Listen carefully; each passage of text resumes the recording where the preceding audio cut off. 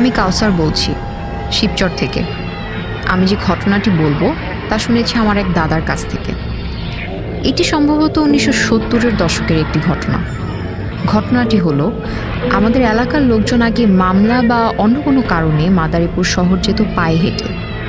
একদিন এলাকার 3 থেকে 4 জন লোক তাদের জমি জমা সংক্রান্ত বিষয়ে শহরের কোর্টে গিয়েছিল।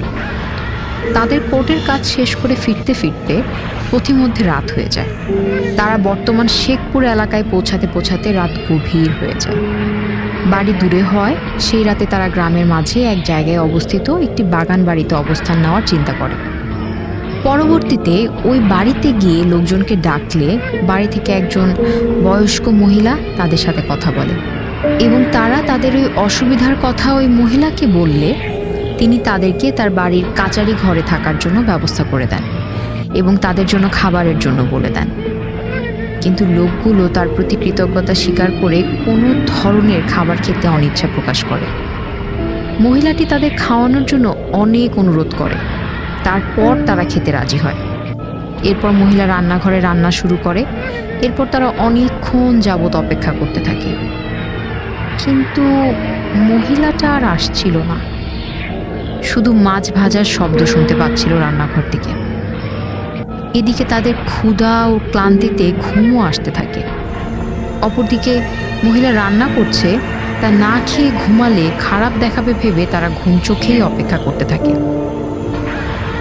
1-1.5 ঘন্টা অপেক্ষা করার পর তাদের যখন আর ধৈর্য কুলাচ্ছে না, তখন তাদের মধ্যে একজন বলল যে, দেখে আসি মহিলা এত সময় নিয়ে কি মাছ ভাজছে। অতঃপর তাদের মধ্যে একজন গিয়ে দেখে যে মহিলা বড় একটা কড়াইতে মাছ ভাজছে আর তার নিজের জিহ্বা দিয়ে মাছ উল্টাচ্ছে। তারপর সে অন্যদের গিয়ে এই ঘটনাটা বলে দ্রুত সেই বাড়ি থেকে দৌড়ে পালানোর চেষ্টা করে। তারা তখন দেখে যে তাদের পেছনে এক লোক দৌড়াচ্ছে, যার পা মাটিতে আর মাথা আকাশে। তারপর তারা দৌড়ে তার পাশের গ্রামে গিয়ে উঠে সবাই বেহুশ হয়ে যায়। পরে গ্রামের লোকজন পরদিন সকালে ঘটনাস্থলে গিয়ে দেখে যে সেখানে কোনো বাড়িঘর কিছুই নেই। আছে একটা পুরানো চিতাখোলা, যেখানে হিন্দুদের মৃতদেহ সৎকারের কাজ করা হয়। আমি মাসুম, থাকি ফ্রান্সের প্যারিসে। আজকে আমি যে ঘটনাটি শেয়ার করছি সেটি আমার দাদার কাছ থেকে শোনা। আমাদের এই লৌকিক পৃথিবীতে অনেক অলৌকিক ঘটনার জন্ম হয়, আর সেটা কালের বিবর্তনে জড়িয়ে পড়ে এক জায়গা থেকে অন্য জায়গায়। আমার ঘটনাটিও ঠিক সেরকমই। ঘটনার প্রেক্ষাপট 1960 থেকে 65 ঘটেছিল ভারতের আসাম রাজ্যে। ঘটনা শুরুর আগে কিছু কথা বলে নিচ্ছি। আপনারা জানেন যে আসাম রাজ্যের অধিকাংশ জায়গায় উঁচু নিচু পাহাড়ি এলাকা, এবং তখনকার সময় জনসংখ্যার হারও ছিল অনেক কম। একটা বাড়ি থেকে আরেকটি বাড়ির দূরত্বও ছিল অনেক বেশি।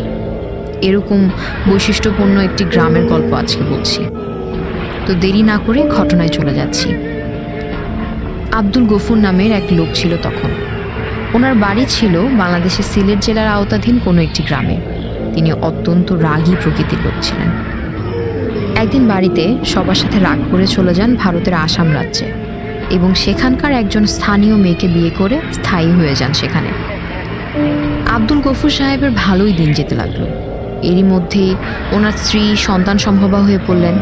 কিছুদিন পর ওনার স্ত্রী একটা কন্যা সন্তান প্রসব করলেন, এবং তার কিছুক্ষণ পর তিনি মারা যান। গফুর সাহেব এত ছোট্ট একটা বাচ্চাকে কিভাবে লালন পালন করবেন এই চিন্তায় অস্থির হয়ে যান। বাচ্চার এই অবস্থা দেখে পাশের ডিলার এক মহিলা এগিয়ে আসেন এবং তিনি লালন পালনের জন্য নিয়ে যান। গফুর সাহেব একা একা দিন কাটাতে লাগলেন। মেয়ের বয়স যখন 10-11 হবে তখন তিনি পুনরায় ওনার কাছে নিয়ে আসেন। বাবা এবং ছোট্ট মেয়ের সংসারটা ভালোই যাচ্ছিল। আস্তে আস্তে মেয়েটারও বিয়ের বয়স হয়ে যাচ্ছে, কিন্তু এই দুর্গম এলাকায় ভালো পাত্র খুঁজে পাওয়া বেশ কঠিন।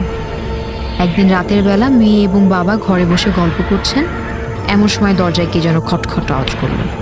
তখন গফুর সাহেব জিজ্ঞেস করলেন, কে? উত্তর আসলো, জি ভাইজান আমি, দরজাটা খুলুন। তখন গফুর সাহেব দরজা খুললেন। দেখলেন ওনার পরিচিত এক ভদ্রলোক। উনি বললেন, কি ব্যাপার আপনি? তখন ওই লোকটি উত্তর বলল, শুনলাম আপনার ঘরে একটা বিবাহযোগ্য মেয়ে আছে, তার জন্য সম্বন্ধ নিয়ে আসলাম। ছেলে কিন্তু খুবই ভালো। এই কথা শোনার পর গফুর সাহেব অনেক খুশি হয়ে গেলেন। মেয়েকে পাশের রুম থেকে বললেন ভালো মন্দ কিছু রান্না করার জন্য।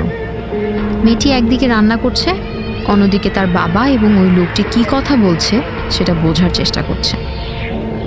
কিছুক্ষণ পর রুমে কথার শব্দ কমে গেল।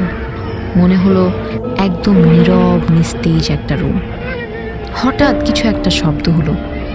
মেয়েটি বোঝার জন্য বেড়ার ফাঁকে চোখ রাখলো আর দেখলো সমস্ত রুম রক্তে ভরে গেছে, আর তার মাঝখানে তার বাবার মৃতদেহ পড়ে আছে, আর তার দেহ থেকে এক ৮০-৯০ বছরের বৃদ্ধ মহিলা খাবলে খাবলে মাংস খাচ্ছে।